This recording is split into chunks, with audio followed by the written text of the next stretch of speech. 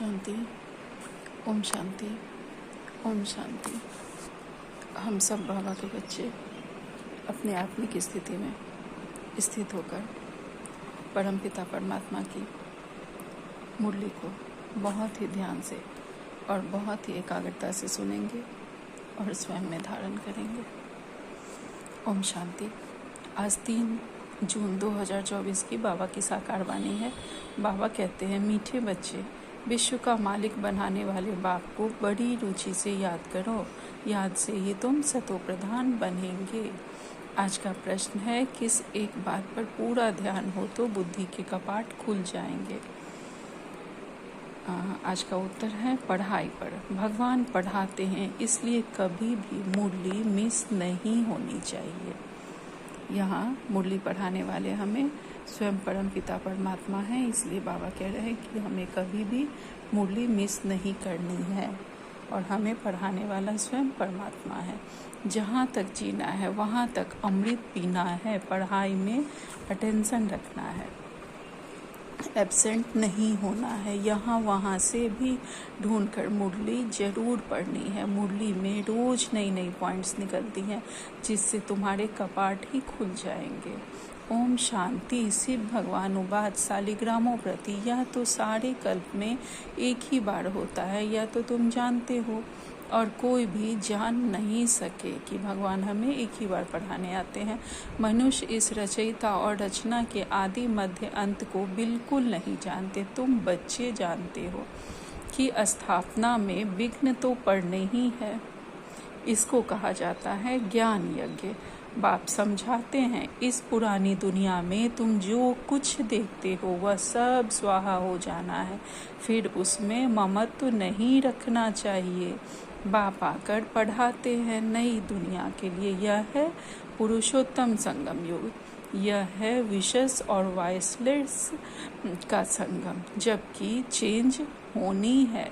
नई दुनिया को कहा जाता है वाइसलेस वर्ल्ड। आदि सनातन देवी देवता धर्म ही था, यह तो बच्चे जानते हैं, पॉइंट समझने की है। वहाँ आदि सनातन देवी देवता धर्म था सतयुग में, वहाँ वाइसलेस वर्ल्ड था, यह तो हम बाबा के बच्चे जानते ही हैं। बस पॉइंट को समझना है और अपनी बुद्धि में रखना है। बाप रात दिन कहते हैं, बच्चे तुमको गोई से गोई बातें सुनाता हूँ। जहाँ तक बाप है पढ़ाई चलनी ही है, फिर पढ़ाई बंद हो जाएगी। बाबा जब तक आएंगे तब तक पढ़ाई चली और उसके बाद फिर नहीं चली। यह तो हम सब बाबा के बच्चे जानते हैं। इन बातों को तुम्हारे सिवाय कोई भी नहीं जानते। तुम्हारे में भी नंबरवार है जो फिर बाप दादा ही जानते हैं। कितने गिरते हैं, कितनी तकलीफ होती है। ऐसे नहीं, सदैव सभी पवित्र रह सकते हैं। पवित्र नहीं रहते तो सजाएं खानी पड़ती है। माला के दाने ही पास विद ऑनर्स होते हैं, फिर प्रजा भी बनती है। यह बहुत समझने की बात है। तुम कोई को भी समझाओ तो वह समझ थोड़े ही सकते हैं, टाइम लगता है। सो भी जितना बाप समझा सकते हैं उतना तुम नहीं। बाबा हमें जितना समझा सकते हैं उतना हम नहीं दूसरे को समझा सकते हैं। रिपोर्ट्स आदि जो आती है उसको बाप ही जानते हैं। फलाना बिकार में गिरा, यह हुआ, नाम तो नहीं बता सकते। नाम बताएं तो फिर उनसे कोई बात करना भी पसंद नहीं करेंगे। सब नफरत की दृष्टि से देखेंगे, दिल से उतर जाएंगे। सारी कमाई चट हो जाएगी, अर्थात उन्होंने जितना भी कमाया है वो सारी समाप्त हो जाएगी। सब उनको बिकारी दृष्टि से देखने लगेंगे, मतलब सब उनको पापी समझने लगेंगे। इसलिए बाबा किसी का नाम नहीं बताते हैं, क्योंकि सब उनसे फिर बात करना भी पसंद नहीं करेंगे। यह तो जिसने धक्का खाया वह जाने या बाप जाने, मतलब किसने गलती की है यह सिर्फ बाबा जानते हैं, और जो गलती की है वो बाबा का बच्चा जानता है। तुम कहते हो फलाना मिला, उनको बहुत अच्छा समझाया, वह सेवा में मदद कर सकते हैं, परंतु वह भी जब सम्मुख हो ना। समझो, गवर्नर को तुम अच्छी तरह समझाते हो, परंतु वह थोड़े ही किसको समझा सकेंगे। कोई को समझाएंगे तो मानेंगे नहीं, जिसको समझने का होगा वही समझेगा। उन लोगों के पास उतना टाइम कहाँ है कि वो लोग किसी को समझाएंगे, या फिर समझाएंगे भी तो उनकी बात सब नहीं समझेंगे। लेकिन हम बाबा के बच्चे जो हैं वो अपनी शक्तियों के द्वारा जब अगर दूसरे को वाइब्रेशन देते हैं, समझाते हैं, तो लोग समझते हैं। वो भी जो यहाँ के होते हैं वो समझते हैं, जो यहाँ के नहीं होते हैं नहीं समझते हैं। आगे कहते हैं बाबा, कोई को समझाएंगे तो मानेंगे नहीं, जिसको समझने का होगा वही समझेगा। दूसरों को थोड़े ही समझा सकेंगे। तुम बच्चे समझते हो कि यह तो कांटों का जंगल है, इसको हम मंगल बनाते हैं। यह दुनिया कांटों की है जिसे बाबा स्वयं आकर और हम बच्चों के द्वारा इसे मंगल करते हैं। मंगलम भगवान विष्णु कहते हैं ना। यह श्लोक आदि सब भक्ति मार्ग के है। मंगल तब होता है जब विष्णु का राज्य होता है। विष्णु अवतरण भी दिखाते हैं। बाबा ने सब कुछ देखा हुआ है, अनुभवी है ना, सभी धर्म वालों को अच्छी तरह जानते हैं। बाप जिस तन में आएंगे तो उनकी पर्सनैलिटी भी चाहिए ना। तब कहते हैं बहुत जन्मों के अंत में, जबकि यहाँ का बड़ा अनुभवी होता है, तब मैं इनमें प्रवेश करता हूँ, वह भी साधारण पर्सनैलिटी का। यह मतलब नहीं कि राजा रजवाड़ा हो, अर्थात वो साधारण हो लेकिन पर्सनैलिटी उनकी बहुत अच्छी हो। ऐसा कोई ज़रूरी नहीं है कि वो राजे हो रजवाड़े हो, ऐसा नहीं, बस साधारण हो लेकिन पर्सनैलिटी अच्छी हो उनकी। ब्रह्मा बाबा पहले से भी बहुत दयालु थे, बहुत गुणी थे, तो वो सब देखते हुए बाबा ने उनमें प्रवेश किया था। देखना क्या, उनको तो उनका पार्ट ही था ये बनने का, तो बाबा ने उनमें प्रवेश किया। नहीं, इनको तो बहुत अनुभव है, इनके रथ में आता हूँ बहुत जन्मों के अंत में। तुमको समझाना पड़े, यह राजधानी स्थापन होती है, माला बनती है। बाबा आगे कहते हैं, या तो तुमको समझना पड़े कि राजधानी स्थापन हो रही है, माला बन रही है। यह राजधानी की स्थापना कैसे हो रही है, कोई राजा रानी, कोई क्या बनते हैं, यह सब बातें एक ही दिन में कोई समझ नहीं सकता। बेहद का बाप ही बेहद का वर्षा देते हैं, भगवान आकर समझाते हैं, सो भी मुश्किल थोड़े पवित्र बनते हैं। यह भी समझने में टाइम चाहिए। कितनी सजाएं खाते हैं, सजाएं खाकर भी प्रजा बनते हैं। बाप समझाते हैं, बच्चे तुम्हें बहुत बहुत मीठा भी बनना है, कोई को दुख नहीं देना है। बाप आते ही हैं सबको सुख का रास्ता बताने, दुख से छुड़ाने। तो फिर खुद किसको कैसे दुख देंगे? बाबा हमें कैसे सजा देंगे, हमें कैसे दुख देंगे? बाबा तो हमें दुख से, परेशानी से उबारने के लिए आते हैं। वो तो हमारे ही कर्म होते हैं जो हमारे सामने आते हैं। अगर हम कहीं दुखी हैं, परेशान हैं, तो यह सब बातें तुम बच्चे ही जानते हो। बाहर वाले बड़ा मुश्किल समझते हैं, वो तो बस इसमें उलझे रहते हैं कि मैंने तो किसी के साथ कुछ गलत नहीं किया, तो मेरे साथ ऐसा क्यों हो रहा है। लेकिन जब हम बाबा के बच्चे इस ज्ञान में आ गए हैं तो हम समझते हैं ये कभी का, अगर इस जन्म में नहीं तो पिछले जन्म में हमने कुछ गलत करके आया है, तभी हमें कुछ कष्ट है, कोई परेशानी है। जो भी संबंधी आदि हैं उन सब से ममत्व तोड़ देना है, घर में रहना है, परंतु निमित्त भाव, अर्थात हमारे में निमित्त भाव हो कि यहाँ हम सेवाधारी हैं। बाबा ने अपने इस घर के बच्चों की सेवार्थ हमें भेजा है। यह तो बुद्धि में है कि यह सारी दुनिया खत्म हो जानी है। बाबा कहते हैं कि यह सारी दुनिया खत्म हो जानी है, और जो भी हमारे संबंधी रिश्तेदार हैं, किसी में ममत्व नहीं रखना है।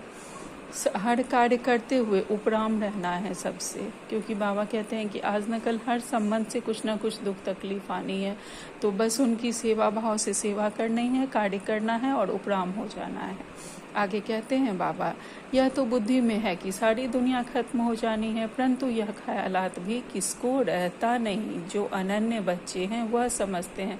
बाबा के सब बच्चे जानते हैं कि दुनिया खत्म होगी, लेकिन सबकी बुद्धि में नहीं रहता है। जो मुरली मिस करते हैं, एब्सेंट करते हैं, वो नहीं समझ पाते हैं। जो अनन्य बच्चे हैं, जो रेगुलर रहते हैं, बाबा के अच्छे बच्चे हैं, वो उनके बुद्धि में ही यह चलते रहता है। और वह ये सब ममत्व तोड़ना जल्दी पॉसिबल नहीं है, लेकिन प्रयास जरूर करते हैं कि धीरे धीरे उपराम हो जाए। और बाबा की शक्ति से हम लोग क्या नहीं कर सकते। ये पांचों विकार पर हम ही बाबा के बच्चे हैं जो काबू कर सकते हैं, बाकी और कोई नहीं कर सकता। वो भी कैसे? सिर्फ बाबा की शक्ति से। बाबा हमें यह सब करवाते हैं, तो इसलिए हमें प्रयास जरूर करना है। परंतु ख्यालात यह नहीं कि एक लाइन पीछे से, यह तो बुद्धि में है कि यह सारी दुनिया खत्म हो जानी है, परंतु यह ख्यालात भी किसको रहता नहीं। जो अनन्य बच्चे हैं वह समझते हैं, वह भी अभी सीखने का पुरुषार्थ करते हैं, बहुत फेल भी हो पड़ते हैं। माया की चक्री बहुत चलती है, वह भी बलवान है, परंतु यह बातें कोई को थोड़े ही समझा सकते। तुम्हारे पास आते हैं, समझना चाहते हैं यह क्या होता है, इतनी रिपोर्ट्स आती क्यों आती है। अब इन लोगों की तो बदली होती रहती है, तो फिर एक एक को बैठ समझाना पड़े। फिर कहते हैं यह तो बड़ी अच्छी संस्था है, राजधानी की स्थापना की बातें बड़ी गोपनीय हैं। बेहद का बाप बच्चों को मिला है तो कितना हर्षित होना चाहिए हमें। हम विश्व के मालिक देवता बनते हैं तो हमारे में दैवी गुण जरूर चाहिए। एम ऑब्जेक्ट तो सामने खड़ी है ना कि यह दैवी गुण धारण कर हम क्या बनेंगे। यह है नई दुनिया के मालिक, यह तुम ही समझते हो। हम पढ़ते हैं बेहद का बाप जो नॉलेजफुल है वह हमको पढ़ाते हैं। अमरपुरी अथवा हेवन ले जाने के लिए हमको यह नॉलेज मिलती है। आएंगे वही जिन्होंने कल्प राज्य लिया है। कल्प पहले मुआफिक हम अपनी राजधानी स्थापन कर रहे हैं। यह माला बन रही है नंबरवार। जैसे स्कूल में जो अच्छा पढ़ते हैं उनको स्कॉलरशिप मिलती है ना, वह है हद की बातें। तुमको मिलती है बेहद की बातें। जो तुम बाप के मददगार बनते हो वही ऊंच पद पाते हैं। वास्तव में तो मदद अपने को ही करनी है। हम बाबा की मदद नहीं करें बल्कि हम स्वयं की मदद करें। इस ज्ञान के द्वारा हमें ये देखना है कि हमारी पर्सनालिटी कितनी अच्छी बने, हम कितने प्योर बन रहे हैं, मन से, क्रम से, वचन से हम कितने प्योर बन रहे हैं। तो हम पहले तो अपनी ही मदद कर रहे हैं, तब बाबा की मदद करते हैं। पवित्र बनना है, सतो प्रधान थे, फिर से बनना है जरूर।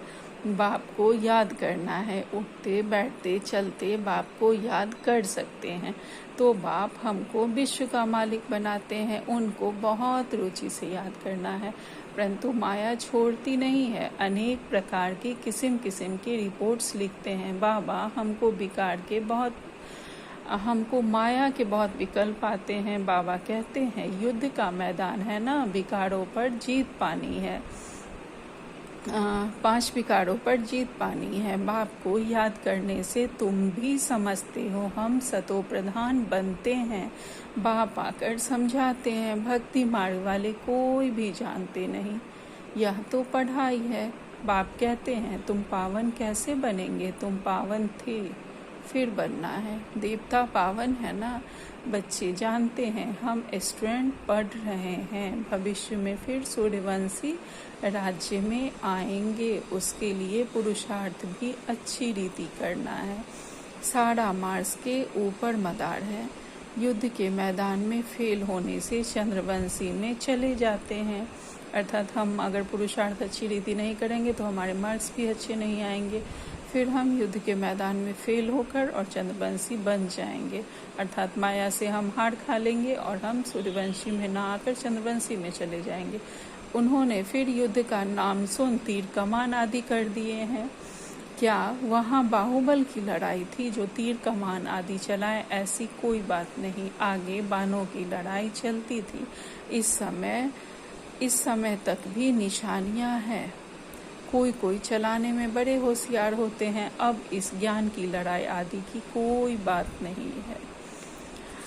बाबा कह रहे हैं कि इस ज्ञान में कोई लड़ाई नहीं होती है। लड़ाई यही है, माया और हम बच्चों की लड़ाई है, ब्राह्मण बच्चों की लड़ाई है। कोई तीर कमान आदि की बात नहीं है। उन्होंने तीर कमान को इसमें जोड़ दिया है।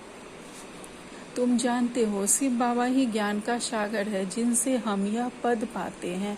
अब बाप कहते हैं देह सहित देह के सब संबंधों से ममत्व तोड़ना है।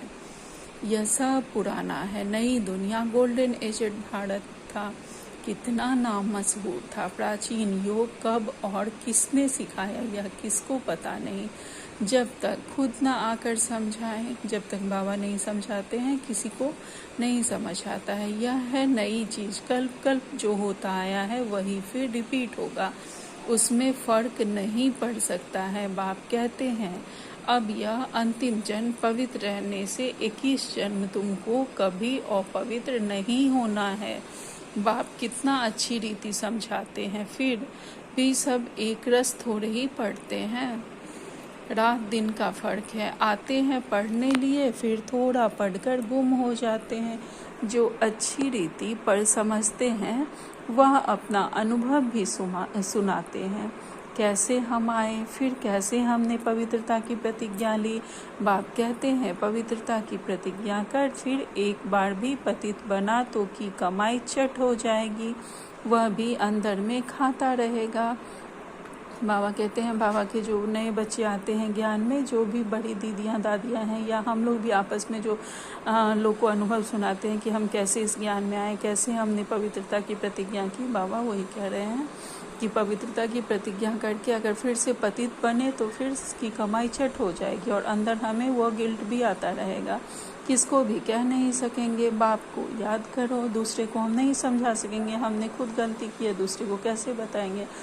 मूल बात तो विकार के लिए ही पूछते हैं। तुम बच्चों को यह पढ़ाई रेगुलर पढ़नी है। बाप कहते हैं हम तुमको नई नई बातें सुनाता हूँ, तुम हो स्टूडेंट, तुमको भगवान पढ़ाते हैं, भगवान के तुम स्टूडेंट हो। ऐसी ऊंच पढ़ाई को तो एक दिन भी मिस नहीं करना चाहिए। एक दिन भी मुरली ना सुनी तो एब्सेंट पड़ जाएगी। अच्छे महारथी भी मुरली मिस कर देते हैं, वह समझते हैं हम तो सब कुछ जानते हैं। वो लोग बार बार ऐसे भी मुरली को वो लोग बहुत ऐसे बाबा के बच्चे हैं जो दिन में 4-5 बार मुरली पढ़ते, पुरानी मुरलियों को भी आगे वाली मुरलियों को भी पढ़ते रहते हैं। तो बाबा कहते हैं कि वो लोग समझते हैं कि हम तो सब कुछ जानते ही हैं, तो वो मिस कर देते हैं। ऐसा नहीं करना है, मुरली रोज़ पढ़ना है, एब्सेंट नहीं होना है। मुरली नहीं पढ़ी तो क्या हुआ, अरे एब्सेंट पड़ जाएगी, नापास हो जाएंगे। बाप खुद कहते हैं रोज़ ऐसी अच्छी पॉइंट्स सुनाता हूँ जो समय आने पर समझाने में बहुत काम आएगी। और हम सब ने देखा है कि मुरली हम जितने बार पढ़ते हैं कुछ न कुछ नई बातें इसमें निकल कर सामने आती रहती हैं, जो हमारे डेली लाइफ में भी, हमारे पुरुषार्थ में भी बहुत काम करती है। तो बाबा कहते हैं कि मुरली जितना पॉइंट्स को ध्यान से सुनेंगे अच्छी पॉइंट्स निकलती जाएगी, जो हमें खुद के लिए भी और दूसरों को भी समझाने में बहुत काम आएगी। नहीं सुनेंगे तो फिर काम में कैसे लाएंगे। जब तक जीना है अमृत पीना है, शिक्षा को धारण करना है। एब्सेंट तो कभी नहीं होना चाहिए, यहाँ वहाँ से ढूंढकर कोई से लेकर मुरली पढ़नी चाहिए। अपना घमंड नहीं होना चाहिए। अरे बाप पढ़ाते हैं उसमें तो एक दिन भी मिस नहीं होना चाहिए। ऐसी पॉइंट्स निकलती है जो तुम्हारा या किसी का भी कपाट खुल सकता है। आत्मा क्या है, परमात्मा क्या है, कैसे पाठ चलता है, इसे समझने में टाइम चाहिए। पिछाड़ी में सिर्फ यही याद रहेगा कि अपने को आत्मा समझ बाप को याद करो। लास्ट में सिर्फ यही याद रहेगा कि खुद को आत्मा समझो और अपने परमात्मा को याद करो। परंतु अभी समझना पड़ता है, पिछाड़ी की यही अवस्था है। बाप को याद करते करते चले जाना है। याद से ही तुम पवित्र बनते हो। कितना बने हो सो तो तुम समझ सकते हो। कितनी पवित्रता हमने धारण की है, बाबा कहते हैं यह तो तुम ही समझ सकते हो। इम्प्योर में बल जरूर कम मिलेगा। अगर हम प्योरिटी नहीं रखेंगे खान पान रहन सहन की, तो बाबा कहते हैं उसमें बल जरूर कम मिलेगा बाबा की शक्ति, लेकिन कम मिलेगी। मुख्य 8 रत्न ही है जो पास विद ऑनर हो जाते हैं, वह कुछ सजा भी नहीं खाते। यह बड़ी महीन बातें हैं। कितनी ऊंची पढ़ाई है, स्वप्न में भी नहीं होगा कि हम देवता बन सकते हैं। जब तक हम यहाँ नहीं आए थे तब तक तो हम समझते भी नहीं थे स्वप्न में भी कि हम कभी देवता भी बन सकते हैं। बाप को याद करने से ही तुम पद्मापद्म भाग्यशाली बनते हो। इसके सामने तो वह धंधा आदि कुछ काम का नहीं है, कोई भी चीज़ काम आने वाली नहीं है, फिर भी करना तो पड़ता ही है। कोई काम हम लोग छूट जानते हैं कि यह कोई भी चीज़ या स्थूल चीज़ें हमारे काम नहीं आने वाली हैं, लेकिन फिर भी करना तो पड़ता ही है, वो हम छोड़ नहीं सकते हैं। यह भी ख्याल नहीं आना चाहिए कि हम शिव बाबा को देते हैं। अरे तुम तो पद्मापदम भाग्यशाली बनते हो। देने का ख्याल आया तो ताकत कम हो जाएगी। नहीं, सदा हमें सोचना है कि हमें देने वाला परमात्मा है, हम उन्हें कुछ नहीं दे सकते हैं। हम सिर्फ अपने को अच्छा बनाकर, पवित्र बनाकर बाबा के साथ ले जा सकते हैं। हम बाबा को कुछ नहीं देते हैं, उन्हीं का दिया हुआ है सब कुछ। जो भी हमारे पास है, स्थूल सूक्ष्म जो भी है, सब उनका दिया हुआ है। देने का ख्याल आया तो ताकत कम हो जाती है। मनुष्य ईश्वर अर्थ दान पुण्य करते हैं लेने के लिए। भक्ति में जो दान पुण्य करते हैं कि हम जितना देंगे उतना हमें वापस मिलेगा, वह देना थोड़े ही हुआ, भगवान तो दाता है ना। दूसरे जन्म में कितना देते हैं यह भी ड्रामा में नोंद है। भक्ति मार्ग में है अल्पकाल का सुख, तुम बेहद के बाप में से बेहद के सुख का वर्षा पाते हो। अच्छा, मीठे मीठी सिखिल दे बच्चों प्रति माता पिता बाप दादा का याद प्यार और गुड मॉर्निंग। रूहानी बाप की रूहानी बच्चों को नमस्ते। हम सब रूहानी बच्चों की रूहानी माता पिता बाप दादा को याद प्यार गुड मॉर्निंग और नमस्ते नमस्ते नमस्ते। शुक्रिया बाबा, आपका लाख लाख शुक्रिया। आज धारणा के लिए मुख्य सार है, जब तक जीना है अमृत पीना है। कौन सा अमृत पीना है? ज्ञान अमृत पीना है। शिक्षाओं को धारण करना है। भगवान पढ़ाते हैं, इसलिए एक दिन भी मुरली मिस नहीं करनी है। कम से कम हर दिन एक बार तो जरूर सुननी है और पढ़नी है। मुरली मिस नहीं करना है, यह एकदम हम लोग को अपने अंदर धारण कर लेना है। भले भोजन करे ना करे, कुछ करे ना करे, लेकिन मुरली जरूर एक बार पढ़नी और एक बार सुननी जरूर है। और नहीं तो एक बार अव्यक्त मुरली भी हर दिन जरूर पढ़नी है। दूसरे पॉइंट में बाबा ने कहा है, पद्मों की कमाई जमा करने के लिए निमित्त मात्र घर में रहते काम काज करते एक बाप को याद करना है। पद्मों की कमाई अगर हम लोग को जमा करना है तो स्वयं को इस घर में अपने को निमित्त समझना है और हर कार्य को करते सदा बाबा की याद में रह के हर काम को करना है। आज बाबा ने हमें वरदान दिया है, प्रसन्नता की रूहानी पर्सनैलिटी द्वारा सर्व को अधिकारी बनाने वाले गायन और पूजन योग्य भाव। अर्थात हम देवी देवता हैं, हमारी ही गायन होती है और पूजा होती है। प्रसन्नता की रूहानी पर्सनैलिटी द्वारा सभी को हम अधिकारी बनाने वाले गायन और पूजन योग्य हम बाबा के बच्चे हैं, जो सर्व की संतुष्टता का सर्टिफिकेट लेते हैं, अर्थात सर्व को संतुष्ट करते हैं। कल के मुरली में बाबा ने कहा है ना कि नब्ज देखनी है, नब्ज देखकर ज्ञान देना है। तो जिसका जैसा जिस तरह से लोग समझेगा उसी तरह से उसको ज्ञान देना है और सर्व से संतुष्टता का सर्टिफिकेट लेना है। सदा प्रसन्न सब सर्व से संतुष्टता का सर्टिफिकेट लेते हैं, वह सदा प्रसन्न रहते हैं। उसके लिए एक और होमवर्क बाबा ने हमें दिया है कल की अव्यक्त मुरली में कि सबको दुआएं देते रहना है। तो अगर हम सबसे संतुष्टता का सर्टिफिकेट लेंगे और वह सदा प्रसन्न रहते हैं, इसी प्रसन्नता की रूहानी पर्सनैलिटी के कारण नामी ग्रामी अर्थात गायन और पूजन योग्य हम बन जाते हैं। दूसरे जो बाबा के बच्चे हैं उनको अगर हम सदा प्रसन्न रखते हैं तो उनकी प्रसन्नता की रूहानी पर्सनैलिटी के कारण नामी ग्रामी गायन और पूजन योग्य हम बन जाते हैं। आप शुभचिंतक प्रसन्नचित रहने वाली आत्माओं के द्वारा जो सर्व को खुशी की, सहारे की, हिम्मत के पंखों की, उमंग उत्साह की प्राप्ति होती है, यह प्राप्ति किसको अधिकारी बना देती है? कोई भक्त बन जाते हैं। हम बाबा कह रहे हैं कि हम बाबा के बच्चे जो शुभ चिंतक हैं, प्रसन्नचित रहने वाली आत्माएं हैं, और हमारे द्वारा जो सभी को खुशी मिलती है, सहारा मिलता है, हिम्मत के पंख मिलते हैं, उमंग उत्साह मिलता है, किसी भी बात में बाबा की किसी ज्ञान के पॉइंट्स द्वारा हम अगर किसी को किसी भी तरह से मदद कर देते हैं तो उन्हें कितना उनको प्राप्ति होती है। यह बाबा कहते हैं कि यह प्राप्ति ही हमको अधिकारी बना देती है, हमको भी अधिकारी बना देती है, और कोई बाबा का जो भक्ति मार्ग का बच्चा है वो भक्त बन जाता है, बाबा के ज्ञान में आ जाता है। आज का स्लोगन है, बाप से वरदान प्राप्त करने का सहज साधन है दिल का स्नेह। बाबा कह रहे हैं कि बाबा से अगर हमें बाबा से जुड़ने का सहज साधन है दिल का स्नेह। अगर बाबा से हमारा प्यार है तो हमारा पुरुषार्थ अच्छा होना ही होना है। हम सदा बाबा की श्रीमत पर चलेंगे और हमारा पुरुषार्थ अच्छे से अच्छा होगा। आज का अव्यक्त इशारे हैं 3 तारीख का, जैसे कर्म स्वतः ही चलते हैं, कर्मेंद्रियों को नेचुरल अभ्यास है।